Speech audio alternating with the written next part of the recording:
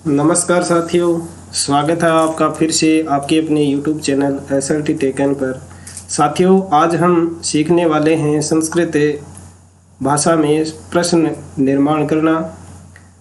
तो साथियों, इस वीडियो में आप अंत तक बने रहें और फटाफट से इस वीडियो का लिंक अपने अन्य साथियों को भी शेयर कर दें, जिससे वो भी इस वीडियो का लाभ उठा सकें। साथियों, आज के इस वीडियो में हम प्रश्न निर्माण करना बड़े ही सरल और रोचक विधि के माध्यम से सीखने वाले हैं। तो आप वीडियो में अंत तक बने रहें और साथ ही जो मॉक टेस्ट आपको 18 दिया गया था, उसमें जो प्रश्न आपको दिए गए थे उनका भी विश्लेषण हम करने वाले हैं। तो चलिए अब बिना देरी किए शुरू करते हैं आज का ये सेशन और सीखते हैं प्रश्न निर्माण कार्य। सबसे पहले पेपर के प्रश्नों को करने से पहले जो बेसिक जानकारी है, प्रश्न निर्माण करते समय हमें कौन कौन से बिंदुओं को ध्यान में रखना चाहिए, उसकी बात हम कर लेते हैं। तो देखिए, ये कुछ प्रश्नवाचक शब्द यहाँ दिए गए हैं और उनका अर्थ दिया गया है और उनका वाक्य में प्रयोग करके बताया गया है। सबसे पहला जो प्रश्नवाचक शब्द है वो है कति। कति का अर्थ होता है कितने, कितना और कितनी। अब इसका वाक्य में प्रयोग यहाँ बताया गया है, भारते कति राज्यानि सन्ति। तो ये कति है, उस कति शब्द का प्रयोग हमेशा बहुवचन में किया जाता है। ये बात आपको ध्यान में रखनी है। जहाँ बहुवचन की बात की जाए वहाँ आपको कति प्रश्नवाचक शब्द का प्रयोग करना है। उसके बाद में दूसरा जो शब्द है वो है कदा, और कदा का अर्थ होता है कब। सूर्योदय कदा भवति, यहाँ उदय रह गया, सूर्योदय है, कदा भवति, सही है वाक्य, यानी सूर्योदय कब होता है। इसके बाद में तीसरे शब्द की हम बात करें तो वो होता है कुत्र, और यह कुत्र होता है स्थानवाचक। क्या होता है साथियों? स्थानवाचक। जहाँ आपसे स्थान की बात पूछी जाए तो वहाँ कुत्र शब्द का प्रयोग करना है, जिसका अर्थ होता है कहाँ। स है कुत्र गच्छति, यानी वह कहाँ जाता है। तो निश्चित रूप से वह किसी न किसी जगह है जाएगा। तो यहाँ इस कुत्र की जगह आपको पेपर में एक स्थान का नाम दिया हुआ आएगा, उस स्थान को हटाना है और उसकी जगह कुत्र का प्रयोग करना है। और ये ज़्यादातर सप्तमी विभक्ति में होता है। इसके बाद में चौथा शब्द है वो है कथम, और कथम का अर्थ होता है कैसे। जैसे उदाहरण यहाँ दिया गया है, अनुशासनम इति शब्द है कथम निर्मितम। इसका अर्थ होता है कैसे और क्यों भी होता है। इसका कथम का अर्थ है वो क्यों भी होता है, कैसे और क्यों। अब इसके बाद में पांचवा शब्द है वो है कुतः है। यहाँ भी जगह का ही उल्लेख होता है, लेकिन उस जगह से अलग होने के अर्थ में यहाँ होता है कहाँ से। राम है कुतः आगच्छति, राम कहाँ से आता है, यानी वह जिस स्थान पे था उस स्थान से अब अलग हो गया है। तो यहाँ पंचमी विभक्ति है, उसका प्रयोग होता है, यानी पंचमी विभक्ति वाले जो पद होते हैं उनकी जगह है कुतः शब्द का प्रयोग आपको करना है। छठे शब्द की हम बात करें तो वो है किमर्थम, और इसका अर्थ होता है क्यों, किस लिए। छात्राः विद्यालयं किमर्थम आगच्छन्ति, छात्र विद्यालय में किस लिए आते हैं। तो यहाँ किमर्थम है, उसकी जगह आपको शब्द मिल सकता है अध्ययनार्थम, पठनार्थम। तो उसको हटा करके आपको किमर्थम, यानी यहाँ आपको किमर्थम की जगह कारण लिखना है। इसके बाद में ये तीन शब्द हैं, इनको आप बड़े ध्यानपूर्वक देखिए। कीदृश है, कीदृशी, कीदृशम। कीदृश है साथियों, इन तीनों का अर्थ होता है किस लिए, किस तरह का, किस तरह की, किस तरह के, ये होते हैं। लेकिन कीदृश जो शब्द है उसका प्रयोग आपको पुल्लिंग शब्दों के साथ में करना है। जैसे यहाँ मनुष्य है, कीदृश है प्राणी अस्ति, मनुष्य कैसा प्राणी है।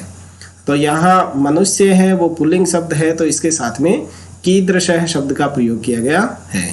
अब इसके बाद में कीदृशी है, उसका प्रयोग स्त्रीलिंग के साथ में, स्त्रीलिंग वाचक जो शब्द होते हैं उनके साथ में करना है। अस्माकं मातृभूमि कीदृशी अस्ति, तो यहाँ मातृभूमि जो शब्द है वो स्त्रीलिंग वाचक है, तो इसलिए इस मातृभूमि के साथ में कीदृशी शब्द का प्रयोग हुआ है। इसी तरह से देखिए कीदृशम, यह होता है, इस शब्द का प्रयोग नपुंसक लिंग को बताने वाले शब्दों के साथ में होता है। उदाहरण में देखिए आप, अस्माभि कीदृशम कर्म है करणीयम। तो कर्म है, कर्म ये नपुंसक लिंग का शब्द है, तो इसके अनुसार यहाँ कीदृशम का प्रयोग होगा। तो ये थे कुछ महत्वपूर्ण प्रश्नवाचक शब्द। इसके बाद में एक प्रश्नवाचक शब्द आता है किम, और उस किम शब्द के रूप तीनों लिंगों में सातों विभक्तियों में अलग अलग चलते हैं। तो उनका जिस विभक्ति का रूप होगा, प्रश्न बनाते समय आपको उनमें से पुल्लिंग, स्त्रीलिंग और नपुंसक लिंग के अनुसार उसी विभक्ति का रूप आपको लगाना है। चलिए एक बार हम देख लेते हैं। सबसे पहले किम शब्द के पुल्लिंग के रूप, कह कऊ के, कम कऊ कान, ये द्वितीया में। तृतीया में केन काभ्याम कई, चतुर्थी में कस्मई काभ्याम के भे, पंचमी विभक्ति में होंगे कस्मात काभ्याम के भे, कस्से कयोः केशाम कस्मिन कयो केसु। तो यहाँ देखिए, अगर वाक्य ये आ जाए कि सह बालकः अस्ति, सह बालकः अस्ति, और यहाँ आपसे पूछ लिया जाए कि सह शब्द है, उस की जगह आपको प्रश्नवाचक शब्द लगाते हुए प्रश्न का निर्माण करना है। तो यहाँ आप क्या लिखेंगे, स है, सॉरी यहाँ बालक है, उसकी जगह आपको अंडरलाइन मिलेगी, तो लिखेंगे स है कै अस्ति, वह है कौन है।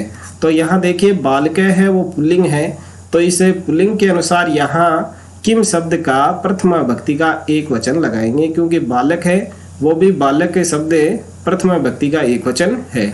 अगर यहाँ वाक्य इस तरह से हो कि सा बालिका अस्ति, तो अब ये स्त्रीलिंग का बन गया, तो इसका प्रश्न बनेगा सा का अस्ति, क्योंकि स्त्रीलिंग में प्रथमा विभक्ति का एक वचन का बनता है, जो अभी हम देखने वाले हैं। इसी तरह से अगर आ जाए तौ बालकौ स्तः, तौ बालकौ स्तः, वे दो बालक हैं, तो तौ कौ स्तः, इस तरह से आ जाएगा। यहाँ बालकौ है, उसको हटा करके कौ का प्रयोग करेंगे, और ये आ जाएगी ते बालकाः सन्ति, ते बालकाः सन्ति। तो यहाँ अगर बालकाः शब्द के अंडरलाइन आए, तो यहाँ आपको बालकाः को हटा करके के शब्द का प्रयोग करना है, ते के सन्ति। इस तरह से प्रश्न निर्माण होगा। बाकी के भी जिन विभक्तियों के आपको कर्ता मिले, उसके अनुसार ही इन विभक्तियों में से चुन करके आपको ये शब्द है वो लिखने हैं। अभी जब हम पेपर को हल करेंगे तो इन सब को और अधिक विस्तार से समझेंगे। अब देखिए अगला किम शब्द का स्त्रीलिंग शब्द रूप।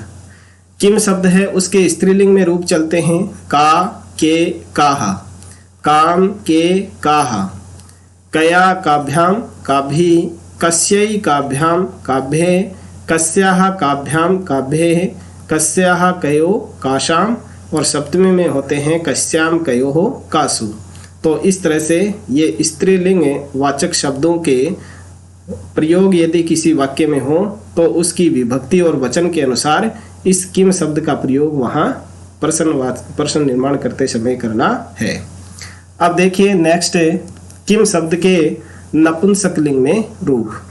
तो यहाँ देखिए केवल प्रथमा और द्वितीय विभक्ति है, उसका आपको ध्यान में रखना है, किम के कानी, किम के कानी। बाकी तृतीया से लेकर के सप्तमी विभक्ति तक के रूप हैं वो किम शब्द के जो पुल्लिंग के रूप थे उसी के अकॉर्डिंग यहाँ भी होते हैं, इसमें किसी तरह का कोई बदलाव नहीं है।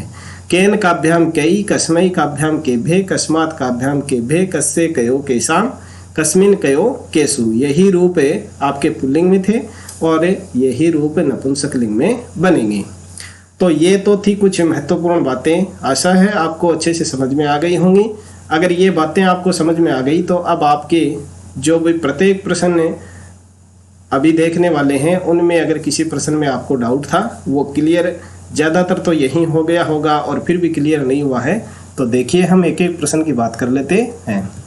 देखिए पहला प्रश्न, सह कलमेन पत्रम लिखति इति वाक्ये है कलमेन इति पदम आधारीकृते प्रश्न निर्माणम कुरुते, यानी प्रश्नवाचक शब्द है वो आपको इस कलमेन शब्द की जगह लगा करके बनाना है। तो यहाँ देखिए सह कलमेन पत्रम लिखती, तो कलमेन है वो तृतीया विभक्ति का एक वचन है।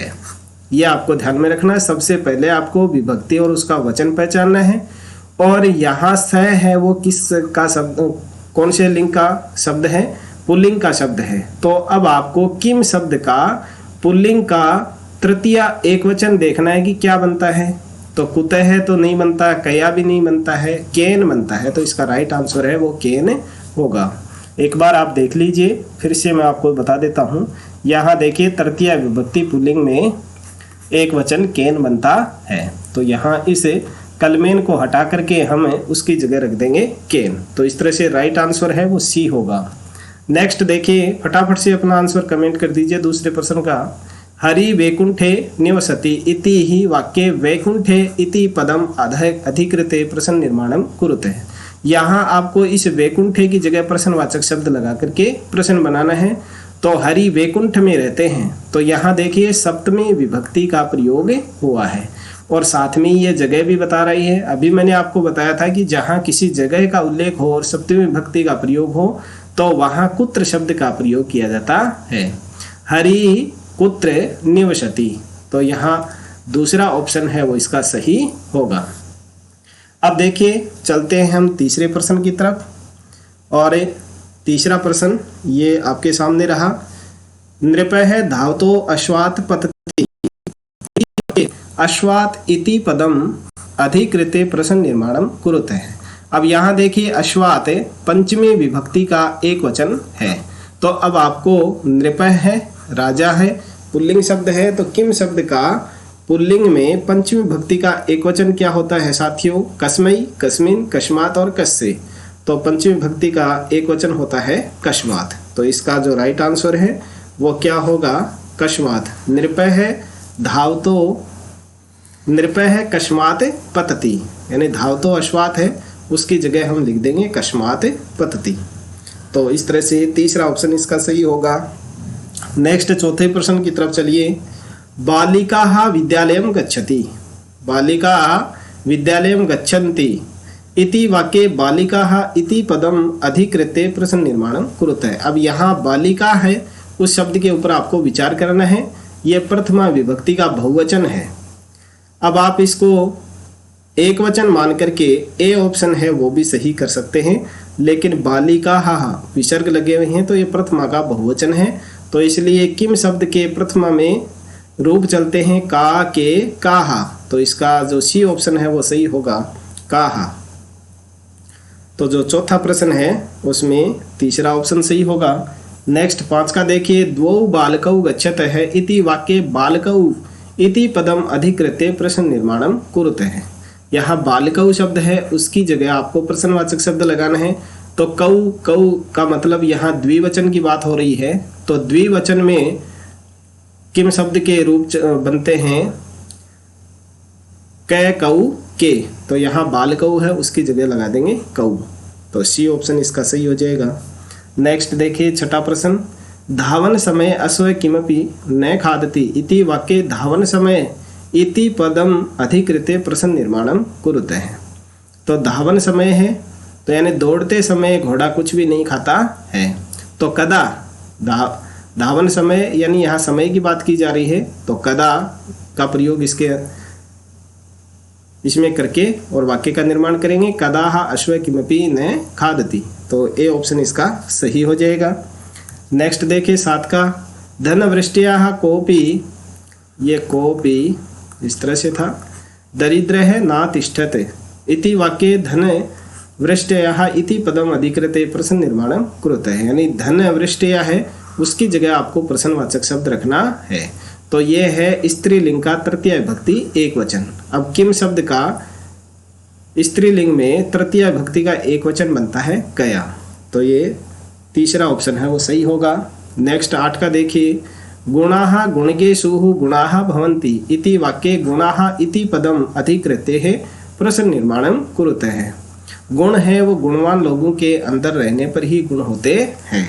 तो यहाँ गुणा शब्द है वो पुल्लिंग का बहुवचन है। तो पुल्लिंग का बहुवचन क्या बनता है? कै है, कऊ, के, कै, कऊ, के। तो यहाँ जो सी ऑप्शन है वो सही होगा, के।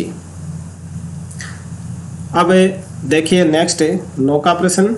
उद्याने पक्षिणां कलरवं भवन्ति इति वाक्ये पक्षिणाम इति पदम अधिकृत्य प्रश्न निर्माणम कुरुते। यहाँ पक्षिणाम है, उसकी जगह आपको प्रश्नवाचक शब्द लगाना है। तो बगीचा है, उसमें पक्षी है, वो शोर कर रहे हैं। तो पक्षिणाम है वो षष्ठी विभक्ति का बहुवचन है। तो पुल्लिंग में जो किम शब्द का षष्ठी का बहुवचन होगा वो होगा केशाम। काशाम है वो स्त्रीलिंग में होता है। केसु है वो सप्तमी विभक्ति का है। और कुत्र है उसमें जगह की बात की जाती है। लेकिन यहाँ केशाम है, उसका सही प्रयोग यहाँ होगा। तो मौका है उसमें सी ऑप्शन सही होगा। नेक्स्ट देखिए 10 का, प्रकृत्याः सन्निधौ वास्तविकं सुखम विद्यते इति वाक्ये प्रकृत्याः इति पदम अधिकृत्य प्रश्न निर्माणम कुरुते हैं। यहाँ प्रकृत्या जो शब्द है उसकी जगह आपको प्रश्नवाचक शब्द रखना है। तो सबसे पहले तो प्रकृति है वो क्या है, स्त्रीलिंग, पुल्लिंग या नपुंसकलिंग। तो प्रकृति है वो स्त्रीलिंग वाचक शब्द है। अब स्त्रीलिंग का प्रकृत्या सन्निधौ, प्रकृति के पास में संपर्क में रहने से वास्तविक सुख की प्राप्ति होती है। तो ये प्रकृत्या है वो है षष्ठी विभक्ति का एक वचन। तो किम शब्द का षष्ठी विभक्ति का एक वचन बनता है कस्या। तो इस तरह से बी ऑप्शन इसका सही होगा। अब देखिए नेक्स्ट 11 प्रश्न, सुधि धर्म प्रदाम वाचम वदति इति वाक्ये धर्म प्रदाम इति ही पदस्य स्थाने उचित प्रश्नवाचक पदम स्थापयित्वा प्रश्न निर्माणम कुरुते हैं। यहाँ धर्म पदाम जो शब्द है उसकी जगह प्रश्नवाचक शब्द रख करके हमें प्रश्न का निर्माण करना है। तो सुधि, सुधि यहाँ क्या है, स्त्रीलिंग है। तो अब यहाँ जो कीदृशम, कीदृशी, कीदृश है, कश्चित, इनमें से स्त्रीलिंग वाचक शब्द कौन सा है उसका प्रयोग करना है। तो कीदृशम है वो नपुंसकलिंग के अंतर्गत आता है, कीदृश है वो पुल्लिंग के अंतर्गत आता है, और कश्चित का यहाँ कोई अर्थ बैठता नहीं है।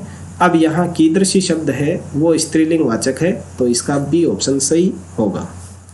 नेक्स्ट 12 का देखिए, वानर है आत्मानं वनराज पदाय योग्य है मन्यते इति वाक्ये वनराज पदाय इति पदस्य स्थाने उचित प्रश्नवाचक पदम स्थापयित्वा प्रश्न निर्माणम कुरुते हैं। यहाँ जो वनराज पदाय है उसकी जगह आपको प्रश्नवाचक शब्द लगाना है। ऑप्शन में दिए गए हैं कस्मात्, कस्मै, कस्यै, कस्याः। तो यहाँ देखिए साथियों, ये जो वनराज पदाय है वो चतुर्थी विभक्ति का एक वचन है। और यहाँ वानर है वो पुल्लिंग है। तो पुल्लिंग में किम शब्द का चतुर्थी विभक्ति का एक वचन बनता है कस्मै। क्या बनता है, कस्मै। अगर यहाँ स्त्रीलिंग शब्द होता तो फिर कस्यै ऑप्शन है वो सही होता। तो इस तरह से बी ऑप्शन इस 12 के प्रश्न का सही होगा। नेक्स्ट 13 का देखिए, ज्ञानम भारे क्रियाम विनाय एक सूक्ति है इति वाक्ये क्रियाम इति पदस्य स्थाने उचित प्रश्नवाचक पदम स्थापित्वा प्रश्न निर्माणम कुरुते हैं। यहाँ प्रश्नवाचक शब्द आपको क्रियाम की जगह लगाना है। तो यहाँ देखिए क्रिया शब्द है वो स्त्रीलिंग वाचक है और इसमें द्वितीय विभक्ति का एक वचन है। तो किम शब्द का स्त्रीलिंग में द्वितीय विभक्ति का एक वचन बनता है, क्या बनता है, काम। तो इस तरह से सी ऑप्शन है वो इस 13 के प्रश्न में सही होगा। 14 के प्रश्न में होगा। 13 का प्रश्न साथियों यहाँ छूट गया है। तो मैं आपको 13 के प्रश्न है उसका आंसर बता देता हूँ। 13 का प्रश्न था मनोरथ है मनोरथई कार्याणि न सिद्ध्यन्ति इति वाक्ये है मनोरथई। मनोरथई ये शब्द था, उसकी जगह आपको प्रश्नवाचक शब्द लगाना था। तो मनोरथई कार्याणि न सिद्ध्यन्ति, तो मनोरथई है वो तृतीय विभक्ति का बहुवचन है और मनोरथ शब्द है वो है पुल्लिंग का। तो अब यहाँ किम शब्द का भी पुल्लिंग में तृतीय विभक्ति बहुवचन है, वो बनता है केन काभ्याम कई। तो इस मनोरथई है उसकी जगह कई का प्रयोग हम करेंगे। तो इस तरह से जो 13 का प्रश्न है उसमें बी ऑप्शन है वो सही होगा। ये आप नोट कर लें क्योंकि यहाँ 13 का प्रश्न है वो टाइप करने से रह गया। 14 का मैंने आपको बता दिया है। अब देखिए 15 का, कथा पुस्तकम सुधायै रोचते इति वाक्ये है सुधायै इति पदस्य स्थाने उचित प्रश्नवाचक पदम स्थापयित्वा प्रश्न निर्माणम कुरुते है। तो सुधायै है, वो सुधायै स्त्रीलिंग का चतुर्थी विभक्ति का एक वचन है। तो किम शब्द का चतुर्थी विभक्ति का एक वचन बनता है कश्यई, और कश्यई ऑप्शन है वो दूसरे ऑप्शन में दिया गया है। तो इस तरह से जो 15 का प्रश्न है उस 15 के प्रश्न में बी ऑप्शन सही होगा। अब 16 का देखिए, हल्दी घाटी युद्धम अकबर महाराणा प्रतापयोः मध्ये अभवत् इति वाक्ये है अकबर महाराणा प्रतापयोः इति पदस्य स्थाने उचित प्रश्नवाचक पदम स्थापयित्वा प्रश्न निर्माणम कुरुते है। ये जो शब्द है अकबर महाराणा प्रतापयो, इसकी जगह आपको प्रश्नवाचक शब्द लगाना है। तो हल्दी घाटी का युद्ध अकबर और महाराणा प्रताप के बीच में हुआ। तो ये जो पद है वो षष्ठी विभक्ति का द्विवचन है और ये दोनों पुल्लिंग हैं। तो यहाँ पुल्लिंग शब्द का, किम शब्द का पुल्लिंग में षष्ठी विभक्ति का द्विवचन बनता है कयो। तो यहाँ अकबर महाराणा प्रतापयो है, उसकी जगह हम प्रश्न बनाते समय कयो प्रश्नवाचक शब्द का प्रयोग करेंगे। तो बी ऑप्शन इसका सही होगा। नेक्स्ट देखिए 17 का, नद्याः बहु जलम अस्ति, नदी में बहुत सारा पानी है। इति वाक्ये बहु जलम इति पदम अधिकृत्य ही प्रश्न निर्माणम कुरुते है। बहु जलम है, उसकी जगह आपको प्रश्नवाचक शब्द रख करके ये प्रश्न का निर्माण करना है। तो यहाँ देखिए ऑप्शन के रूप में आपको दिए गए हैं कति, किम, कियत और कम। तो यहाँ साथियों देखिए बहु जलम, यहाँ जिनकी हम गणना कर सकते हैं, जिन वस्तुओं की अगर हम गणना कर सकते हैं वहाँ हम कति शब्द का प्रयोग करेंगे। संख्यावाचक शब्दों के लिए कितने, लेकिन यहाँ देखिए जल है उसकी हम गणना नहीं कर सकते। तो जिनकी गणना हम नहीं कर सकते उनके लिए कियत शब्द जो प्रश्नवाचक होता है उसका प्रयोग करेंगे। तो ये कियत है, नद्याः कियत जलम अस्ति, यानी नदी में कितना पानी है। तो ये कियत शब्द है उसका प्रयोग यहाँ बहु जलम की जगह होगा प्रश्नवाचक शब्द प्रश्न बनाते समय। तो इस तरह से ये सी का ऑप्शन इसमें सही होगा।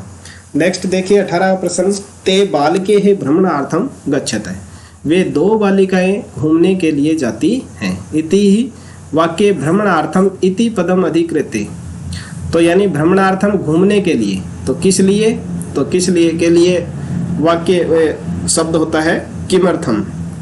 तो सी ऑप्शन इसका सही होगा। ते बालिके किमर्थम गच्छत है, वे दो लड़कियां किस लिए जाती हैं। 19 का देखिए, लवस्य माता सीता इति वाक्ये सीता इति पदम अधिकृत्य प्रश्न निर्माणम कुरुते है। लव की माँ सीता है। तो यहाँ जो सीता शब्द है वो स्त्रीलिंग का एक वचन है, स्त्रीलिंग का प्रथमा विभक्ति का एक वचन है, इसलिए किम शब्द का प्रथमा विभक्ति का एक वचन है वो क्या होता है, का होता है, जिसमें विसर्ग नहीं होते हैं। का के अगर विसर्ग लगा दे तो बहुवचन बन जाता है। तो इस तरह से 19 का जो प्रश्न है उसमें ए का ऑप्शन सही होगा। अब देखिए नेक्स्ट 20 का प्रश्न, विद्या विनयम ददाति इति वाक्ये विनयम पदम अधिकृत्य प्रश्न निर्माणम कुरुते है। यहाँ विनय शब्द है, विनयम है, उसकी जगह आपको प्रश्नवाचक शब्द लगाना है। तो विनय है वो नपुंसकलिंग शब्द है और द्वितीय विभक्ति का एक वचन है। तो किम शब्द का भी द्वितीय विभक्ति का एक वचन हम नपुंसकलिंग के अंतर्गत लगाएंगे। तो किम के कानी, किम के कानी, इस तरह से प्रथमा और द्वितीय के रूप चलते हैं, अभी मैंने आपको बताया था। तो यहाँ विनयम है उसकी जगह प्रयोग करेंगे हम किम का। विद्या किम ददाति, विद्या विनयम ददाति, ये ऑप्शन इसका सही होगा। नेक्स्ट 21 का देखिए, भारते अनेकानि पर्वाणि सन्ति इति वाक्ये पर्वाणि इति पदम अधिकृत्य प्रश्न निर्माणम कुरुते है। अनेकानि पर्वाणि, इस शब्द की जगह आपको प्रश्नवाचक शब्द रखना है। तो यहाँ देखिए पर्व हैं उनको हम, यहाँ ये प्रथमा विभक्ति का बहुवचन है पर्वाणि। तो कान ये द्वितीय विभक्ति का है, काहा ये स्त्रीलिंग का है, और कानी और किम, किम है वो एक वचन है, तो एक वचन है नहीं, बहुवचन ये होगा किम के कानी, किम के कानी। प्रथमा के बहुवचन में किम शब्द के नपुंसकलिंग में रूप चलते हैं किम के कानी, किम के कानी। तो यहाँ कानी आएगा। भारते कानी सन्ति, तो अनेकानि पर्वाणि सन्ति, ये सी ऑप्शन इसका सही होगा। नेक्स्ट 22 का देखिए, जनकः बालकाभ्याम फलानी यच्छति, पिता 2 बालकों को फल देता है। तो यच्छति देने के अर्थ में क्या होता है साथियों, चतुर्थी विभक्ति का प्रयोग होता है। कौन सी विभक्ति का प्रयोग होता है, चतुर्थी विभक्ति का प्रयोग होता है। और यहाँ बालकाभ्याम है वो द्विवचन का द्योतक है, यानी द्विवचन का यहाँ प्रयोग हुआ है। तो अब यहाँ किम बालकाभ्याम, बालकाभ्याम चतुर्थी का द्विवचन है, तो किम शब्द का भी चतुर्थी विभक्ति का द्विवचन का ही हम प्रयोग करेंगे। तो द्विवचन में बनता है काभ्याम, कस्मै काभ्याम केभ्ये, इस तरह से बनता है। तो काभ्याम द्विवचन में बनता है। तो ये सी ऑप्शन इस 22 के का सही होगा। अब देखिए नेक्स्ट 23 का, श्रुते 12 कदली फलानी सन्ति, थैले में 12 कदली फलानी यानी केले हैं। इति वाक्ये 12 इति पदम अधिकृत्य प्रश्न निर्माणम कुरुते है। 12 की जगह आपको प्रश्नवाचक शब्द लगाना है।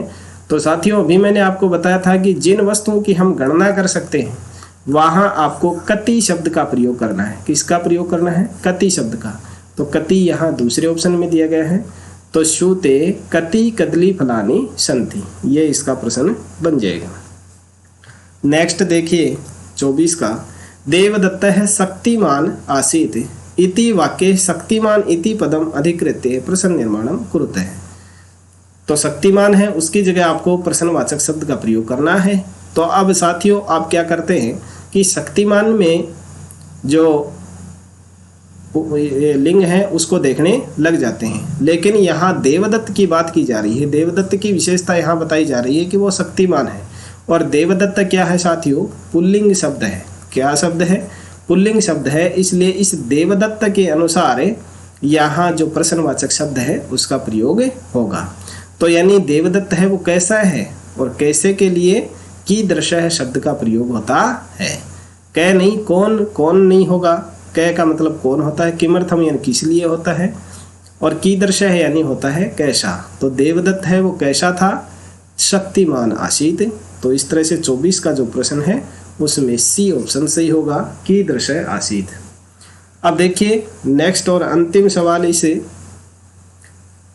इमानी फलानी मधुराणी सन्ति, इति वाक्ये है मधुराणी इति पदम अधिकृत्य प्रश्न निर्माणम कुरुते है। मधुराणी, तो इमानी फलानी ये फल है वो कैसे हैं, मधुराणी। तो कैसे के लिए मधुराणी, मधुराणी नपुंसकलिंग है। तो नपुंसकलिंग का ये बहुवचन है।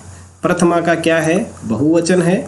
तो यहाँ कीदृश है, कीदृशम, कीदृशौ, कीदृश, कीदृशानी, कीदृशम, कीदृशे, कीदृशानी, ये बहुवचन रूप इसका बनता है। तो यहाँ कीदृशानी शब्द का प्रयोग होगा। इमानी फलानी कीदृशानी सन्ति, ये फल कैसे हैं, तो मधुराणी। तो इस तरह से इसका जो सी ऑप्शन है वो सही होगा। आशा है साथियों वीडियो आपको पसंद आया होगा, तो इसको लाइक कर दीजिए। और यदि अभी तक आपने हमारे इस YouTube चैनल को सब्सक्राइब करके नहीं रखा है तो इस चैनल को सब्सक्राइब कर लीजिए, साथ ही बेल आइकन को भी प्रेस कर लीजिए ताकि नेक्स्ट वीडियो की सूचना आपको तत्काल प्राप्त हो जाए। मिलते हैं नेक्स्ट वीडियो में, तब तक SLT Tech N YouTube channel पर इसी तरह से बने रहें, देखते रहें और सीखते रहें। इस वीडियो को देखने के लिए आप सभी का धन्यवाद।